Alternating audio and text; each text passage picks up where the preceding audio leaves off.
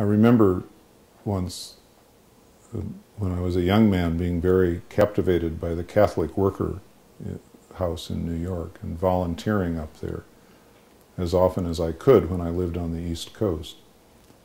And one weekend just being overwhelmed by the realization that these workers who lived in the midst of all that with much more tenacity than I could ever muster, would get up each morning to face the same tidal wave of human misery that they had faced the week before, the month before, the year before, the decade before.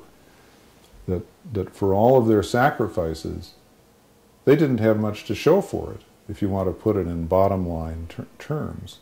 They were serving soup, they were serving bread, they were offering shelter and medical assistance and companionship, living with the poor. But they weren't getting results of the sort that would get you another grant from the Department of Health, Education, and Welfare, or Human Services, or the Ford Foundation.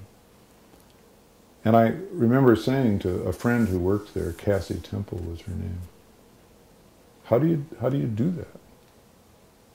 How do you get up every morning and face this tidal wave, having, spent 8 hours yesterday waiting in a welfare line with one of these folks, trying to get this pittance for them that the city offers. And she looked at me and smiled knowingly and said, "Well, the thing you don't understand, Parker, is just because something's impossible doesn't mean you shouldn't do it." And it was very enigmatic, it was very Zen koan, but I think I got something in that moment that I try not to forget. Ultimately, there's a place in life where where the question of effectiveness is irrelevant. Because if we're really called to great things, like truth, love, and justice, or servant leadership, these are things that we aren't going to get final results on in any of our lifetimes. And if you measure yourself only by the standard of how effective you've been, you're going to die in despair. But there's an alternative standard, and it's the standard of faithfulness.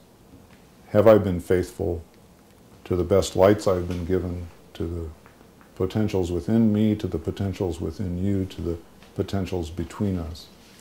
And if I can say yes to that, if I can say I've been faithful in any walk of life, I think that's the most important thing of all.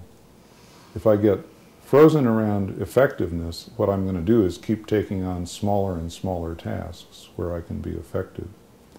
If I'm willing to be faithful, I can go out like Bob Greenlief went out, sad that the gap was never closed, but knowing that I had stood where we all need to stand in a witness to a better possibility.